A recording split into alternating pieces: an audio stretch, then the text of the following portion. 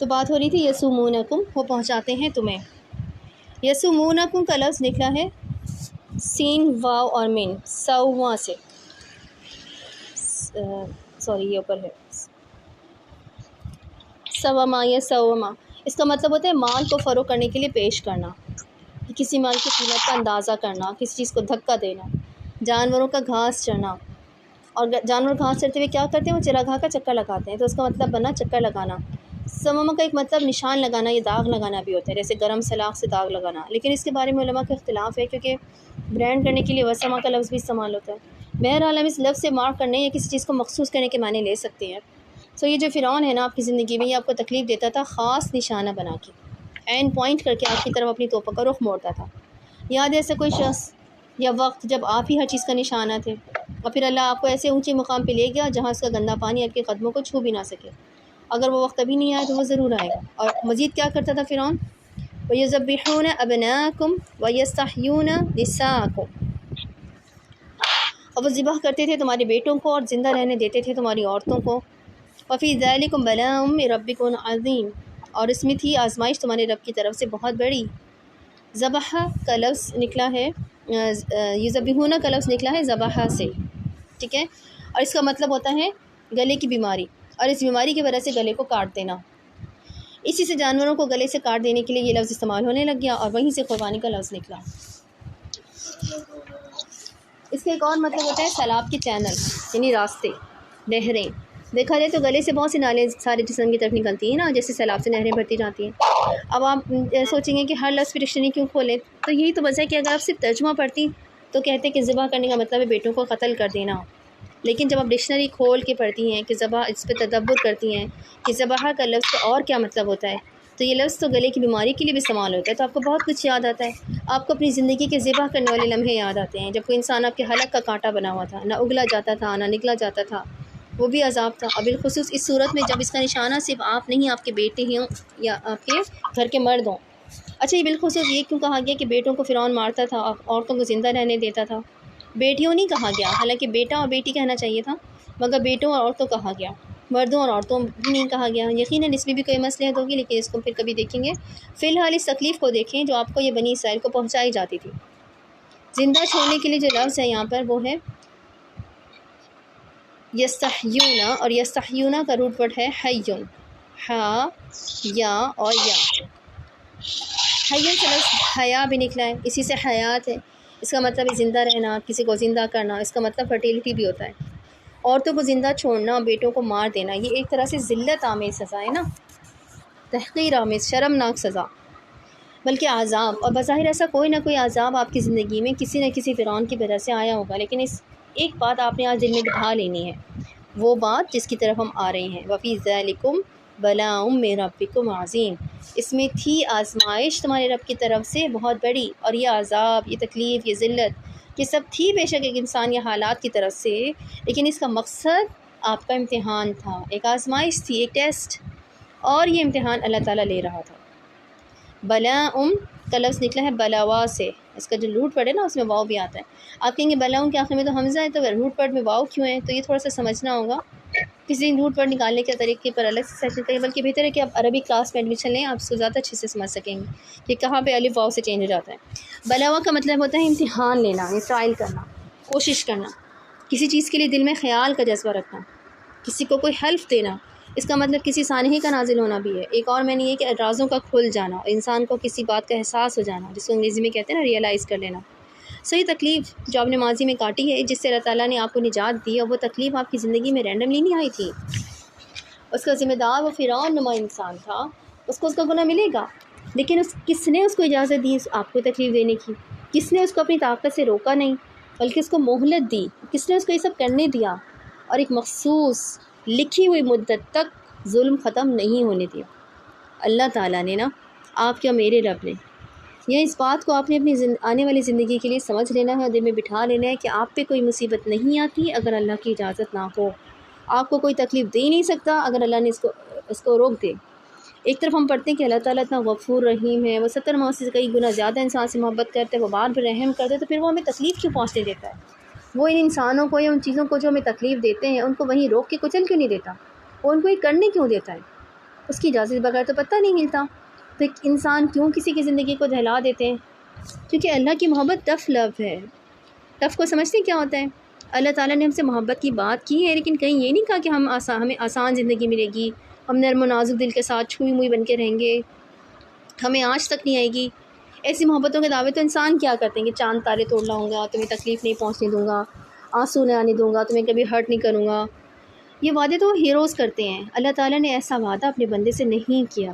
اس نے تو کہا ہے کہ تم اس دنیا میں ضرور آزمائے جاؤ گے۔ اس نے کہا ہے کہ تم نے کیا سمجھا ہے کہ تم ایمان لاؤ گے اور آزمائے نہیں جاؤ گے۔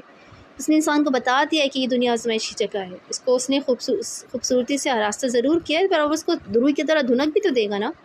یہ دنیا دل لگانے کی جگہ نہیں ہے، نہ اس میں عیش و آرام ملے گا۔ یہ دنیا اللہ کا ٹیسٹ ہے، آپ کے لیے بھی اور اس قرآن نما انسان کے لیے بھی۔ ایک ہی واقعے سے اللہ تعالیٰ دونوں کو آزماتا ہے، ظالم کو بھی یا مظلوم کو بھی، فرعون کو بھی، موسیٰ کو بھی، موسیٰ کی قوم کو بھی علیہ السلام۔ کیونکہ اس دنیا میں اللہ نے ہمیں عیش و عشرت سے ایسی زندگی گزارنے کے لیے نہیں بھیجا تھا جہاں کوئی مسئلے ہی نہیں ہوں گے، ہم مزے سے رہیں گے نرم و نازک دل کے ساتھ، جو کبھی ہرٹ نہیں ہوگا، سب اچھے ہوں گے، ہم سب کے ساتھ اچھے رہیں گے۔ نہیں، یہ تو جنت میں ہوگا، اس دنیا میں نہیں ہوگا۔ یہاں ہمیں بار بار آزمائش کی بھٹی سے گزار کے سخت بنایا جائے گا، ہمارے دل چھلنی ہو جائیں گے، بار بار ٹوٹیں گے، فدا پہ پڑیں گے، اب اپنے سارے کھرنڈوں نشانات کے ساتھ جینے کی عادت ڈالیں گے۔ یہاں سب آزمائش، مال آزمائش، اولاد آزمائش، ماں باپ آزمائش، فقر آزمائش، محبت آزمائش، نفرت آزمائش، نعمت آزمائش، تکلیف بھی آزمائش۔ جیسے تکلیف کا ملنا آپ کے لیے آزمائش ہے، ویسے تکلیف دینے والے کے لیے بھی یہ آزمائش تھا۔ آپ کی زندگی کے چند ماہ، چند سال اگر اس شخص نے خراب کیے تو اس کے اپنے بھی سکون سے نہیں گزرے ہوں گے۔ ایک ہی وقت میں آپ دونوں آزمائے جا رہے ہوں گے۔ اگر آپ ابھی تک ایسی کسی آزمائش کا شکار ہیں تو یاد رکھیں کہ اگر آپ نے ظالم کا ہاتھ نہیں روکا یا خود کو اس سچویشن سے ریموو نہیں کیا، جیسے موسیٰ علیہ السلام کی قوم نے ہجرت کر کے خود کو وہاں سے نکال لیا تھا، تو آپ کی آزمائش طویل ہو جائے گی۔ اس سے خود کو نکالنے کے لیے پہلا قدم آپ کو خود لینا ہوگا۔ شکر کرنا، وہ آنکھ رکھنا ہے جو یہ دیکھ سکے کہ جو اب نہیں ہے وہ کبھی تو ملے گا۔ سو اگر آپ ابھی ایسی کسی آزمائش کے شکار ہیں تو اپنے اندر ایک احساس پیدا کریں، بار بار خود کو یاد دلائیں کہ آزمائشیں ختم ہو جاتی ہیں، فرعون غرق ہو جاتے ہیں، سمندروں میں سے راستے نکل آتے ہیں، نجات مل جایا کرتی ہے۔ بس اہم یہ ہے کہ ہم اس امتحان میں سے کیسے نکلیں، پاس ہو کے یا فیل ہو کے۔ اور اگر آپ کو نجات مل چکی ہے تو اس وقت کو یاد کریں، اللہ کا شکر ادا کریں۔ ایک زمانہ تھا نا، یہ لگتا تھا کہ اذیت کبھی ختم نہیں ہوگی، آپ زندگی بھر کے لیے سے محصور ہو چکے ہیں، مگر زندگی ہے ہی تبدیلی کا نام، ہر سال تبدیلی لاتا ہے۔ آپ کی زندگی بھی بدل کے نہیں بدلی تو بدل جائے گی۔ دونوں حالتوں میں اللہ تعالیٰ کا شکر ادا کریں، اپنی خوشحالی کا انتظار کریں۔ آج کی آیت سے ہمیں یہ سمجھنا ہے کہ اللہ تعالیٰ کی محبت ٹف لو ہے، اس میں امتحان بھی ہیں اور یہ وقت گزرنے کے ساتھ ساتھ مزید ٹف ہوتے جائیں گے، لیکن ان امتحانوں کے درمیان معجزے بھی ہوں گے، اور معجزے فرعونوں کے لیے نہیں، موسیٰ کے لیے ہوتے ہیں نا، موسیٰ علیہ السلام کے لیے۔ سو جس کو اللہ کے وعدے پہ ایمان ہوگا اس کے لیے نکلیں گے سمندروں میں سے راستے، اس کے پیچھے آنے والے غرق ہو جائیں گے۔ جس نے اللہ کی محبت کو سمجھا اور اللہ کو اپنا دوست بنایا، اسی کے لیے اللہ تعالیٰ نے نجات کا راستہ وہاں سے بنائے گا جہاں اس نے سوچا بھی نہیں ہوگا۔ امتحان آئیں گے لیکن مدد بھی آئے گی، ہر دفعہ ایسے آئے گی کہ مدد، کہ آپ کو اللہ تعالیٰ پہ پیار آئے گا، ہر دفعہ اللہ تعالیٰ کی مدد آپ کو رلائے گی بھی اور حیران بھی کر دے گی آپ کو۔ بس بھولنا نہیں ہے، اپنی زندگی کے ایام اللہ کو یاد رکھنا ہے، وہ بڑے دن جب اللہ کی بڑی مدد آئی تھی، ہر روز اس کا شکر ادا کرنا ہے، اس کی قدر کرنی ہے، بار بار خود کو یاد دلاتے رہنا ہے، کیونکہ ایک سمندر پار کرنے سے یہ گارنٹی نہیں مل جاتی کہ آگے مسئلے نہیں ہوں گے۔ جو قومیں اللہ کو سمندر پار کر کے بھول جاتی ہیں وہ 40 سال تک صحرا میں بھٹکتی رہتی ہیں۔ یاد ہے نا موسیٰ علیہ السلام کی قوم کا قصہ؟ اس لیے خود کو ٹریک پہ رکھیں اور یہ سفر شکر سے شروع ہوگا۔ ماضی میں اپنے اوپر انعامات جو اللہ نے کیے انہیں یاد کرنے سے اور ان کے لیے زبان سے اللہ تعالیٰ کا شکر ادا کرنے سے۔ جب زندگی ایک دم بورنگ ہو جائے، بالکل روٹین لائف بن جائے، تو سب سے زیادہ شکر ادا کیا کریں، کیونکہ روٹین لائف بھی ایک نعمت ہے نا۔ اس کا مطلب ہے کہ کوئی بڑا مسئلہ نہیں پیش آ رہا، آپ دو آزمائشوں کے درمیان زندگی گزار رہے ہیں، ایک آزمائش گزر چکی ہے اور ایک آنے والی، سو کل میں شکر ادا کرتے ہیں۔ اگلی آیت پڑھتے ہیں، وَإِسْتَأْذَنَ رَبُّكُمْ، نیکسٹ آیت یہاں سے ہے، اور جب آگاہ کیا تمہارے رب نے، لَإِن شَكَرْتُمْ لَأَزِيدَنَّكُمْ، کہ اگر کرو گے تم شکر تو یقیناً زیادہ دوں گا میں تم کو۔ وَإِذْ کا مطلب ہم نے پڑھا اور جب، لیکن ہم نے پڑھا تھا نا کیا ہے کہ اس کا مطلب صرف اور جب نہیں ہوتا، بلکہ کیا ہوتا ہے کہ یاد کرو وہ وقت، اس وقت کو جب۔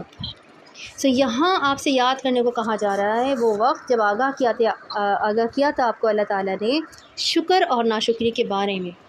کب آگاہ کیا تھا؟ بنی اسرائیل کے لحاظ سے دیکھیں تو ان کو ان کے نبی علیہ السلام کے ذریعے مختلف مواقع پہ آگاہ کیا گیا ہوگا، لیکن ہم نے اس کورس میں قرآن کو اپنے لحاظ سے پڑھنا ہے کیونکہ ہم تدبر بھی ساتھ ساتھ کر رہے ہیں۔ پیچھے ہم نے ایام اللہ کے بارے میں پڑھا، وہ بڑے دن جب آپ کو اللہ نے رسوا ہونے سے بچایا، جب آپ کو اللہ نے کامیابی دیا، تب یقیناً آپ کو آگاہ کیا گیا ہوگا۔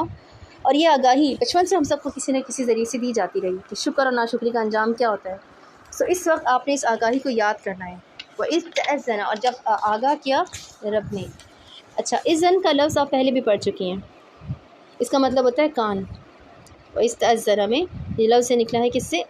اذینہ سے، اذن سے، اور اس کا مطلب ہوتا ہے کان۔ یہ غور سے سننے یا اعلان کرنے، خبردار کرنے کے معنی میں بھی آتا ہے، یعنی آپ کو ایک اہم بات سے آگاہ کیا تھا۔ کس نے آگاہ کیا تھا؟ اس آیت میں بات سے پہلے بات کرنے والے کا ذکر ہے۔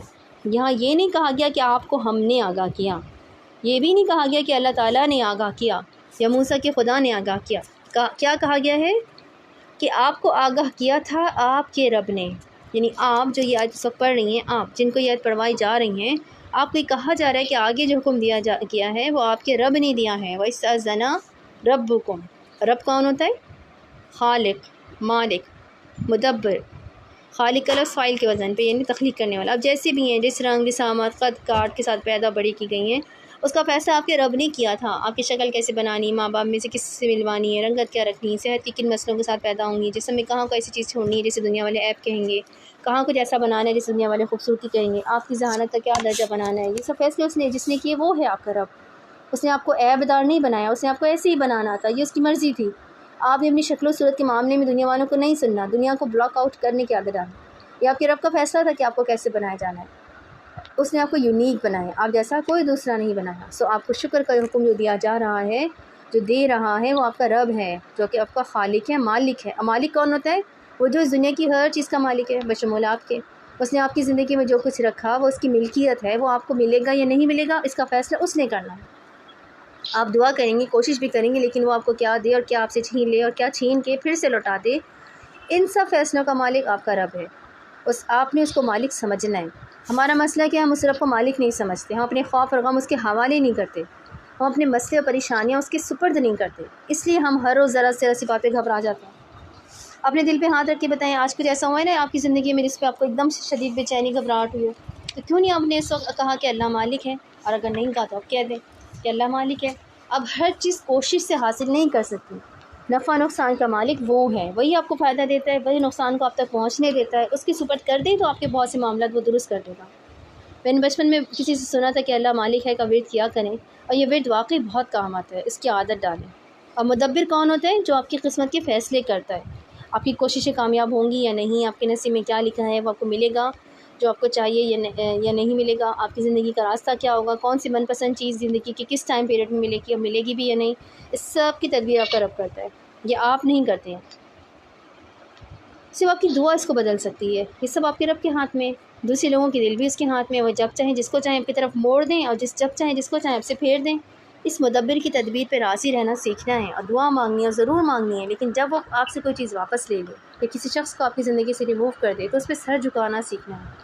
کچھ لوگ واپس نہیں مل سکتے ہوتے، ان کے لیے دعا کی جا سکتی ہے، لیکن وہ لمحہ جب آپ سے چھین لیا جائے، اس لمحے میں صبر کرنا ہوتا ہے، اس لمحے میں سر جھکانا ہوتا ہے، وہ لمحہ اہم ہوتا ہے، وہ لمحہ آپ کے نصیب کا فیصلہ کرتا ہے، وہ لمحہ آپ کو خوش نصیب یا بد نصیب بناتا ہے۔ خوش نصیبی مال، اولاد، کیریئر یا اچھی شادی کا نام نہیں ہے، خوش نصیبی پاکیزہ زندگی اور پاکیزہ موت کا نام ہے۔ ہم آہستہ آہستہ اس پاکیزہ زندگی کے بارے میں پڑھتے رہیں گے۔ فی الحال ہم اس حکم کو پڑھتے ہیں جو آپ کے رب نے آپ کو دیا، اور اس کو دینے سے پہلے اس نے آپ کو اپنے رب ہونے کا حوالہ دیا۔ اس حکم کو مانتے وقت آپ نے یاد رکھنا ہے کہ یہ حکم شکر آپ کو آپ کے بنانے والے، آپ کے نفع نقصان کے مالک اور آپ کے لیے فیصلے لینے والے کی طرف سے ہے۔ اس حکم کو ہلکا نہیں لینا، یہ حکم آپ کی ساری زندگی سنوار دے گا۔ لئن شکرتم لازیدنکم، بے شک اگر تم شکر کرو گے تو یقیناً میں زیادہ دوں گا تمہیں۔ یہ یوں بھی تو کہا جا سکتا تھا کہ ان شکرتم، اگر تم شکر کرو گے، لیکن ان سے پہلے لام لگا کے لئن بنا دیا گیا ہے نا۔ لام کیا ہے یہاں پہ کس لیے آیا ہے؟ لام یہاں پر تاکید کے لیے آیا کہ ضرور، یقیناً، اور یہ بات پہ زور دینے کے لیے بھی لام استعمال ہوتا ہے۔ تو اگر تم لازماً شکر کی عادت بناؤ گے، آگے پھر ازیدنکم بھی کہا جا سکتا تھا، ٹھیک ہے، لیکن یہاں پر بھی اللہ تعالیٰ نے کیا فرما رہے ہیں؟ لازیدنکم، یہاں پہ بھی لام و تاکید لگائی گئی ہے، یعنی میں لازماً تمہیں ضرور زیادہ دوں گا۔ ازید کا لفظ نکلا ہے زیدن سے، ٹھیک ہے. اور زید اور کہتے ہیں کسی چیز کے بڑھنے کو، گرو کرنے کو، ملٹیپلائی کرنے کو، تعداد، سائز، کوالٹی وغیرہ میں کسی چیز کے بڑھ جانے کو. فراوانی کو بھی کہتے ہیں زیاد. اور شکر کہتے ہیں کسی نعمت کے احساس کو، اس کی قدر کو. زبان سے شکر ہے الحمدللہ کہنا، اللہ کی تعریف بیان کرنا، شکر کا کلمہ منہ سے نکالنا. اور اپنے اعضاء سے شکر ہے اس نعمت کو اچھے مقصد میں استعمال کرنا. اور نعمتوں کا شکر کیسے کیا جاتا ہے؟ ان کے اچھے استعمال سے. وقت کا شکر یہ ہے کہ آپ اپنے وقت میں سب سے زیادہ ترجیح جس کام کو دیں وہ اللہ کی یاد کا کام ہو. مال کا شکر یہ ہے کہ آپ اس کا ایک حصہ صدقے خیرات میں خرچ کریں اور فضول خرچی نہ کریں. جسم کے اعضاء کا شکر یہ ہے کہ جسم کو اللہ کی یاد کے کاموں میں لگائیں. اس کے علاوہ آپ کے جسم کا اوور آل شکر اس کی صحت کا خیال رکھنا ہے. یہ جسم آپ کو نعمت کے طور پہ دیا گیا ہے، اس کا خیال رکھنا اس نعمت کا شکر ہے.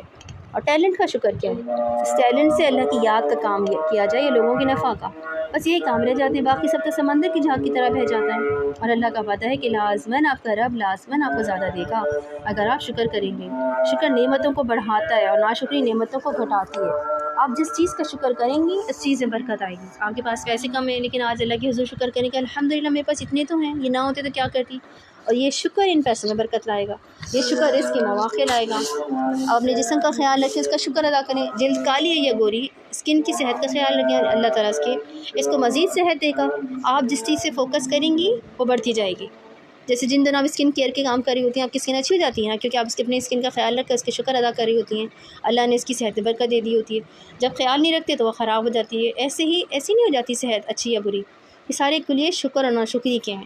جب ہم ناشکری کرتے ہیں تو آپ سے چھین لی جاتی ہے. تو یہ آپ کا امتحان تھا، آپ نے جیسی منفی پن پہ فوکس کیا اس چیز پہ نقصان اور کمی بڑھتی گئی. ٹھیک ہے، انشاءاللہ پھر ہم اگلی کلاس میں پڑھیں گے کہ وہ اگلی لائن کا فرت من عذاب اللہ شدید کو. آج کی کلاس ہم یہیں پر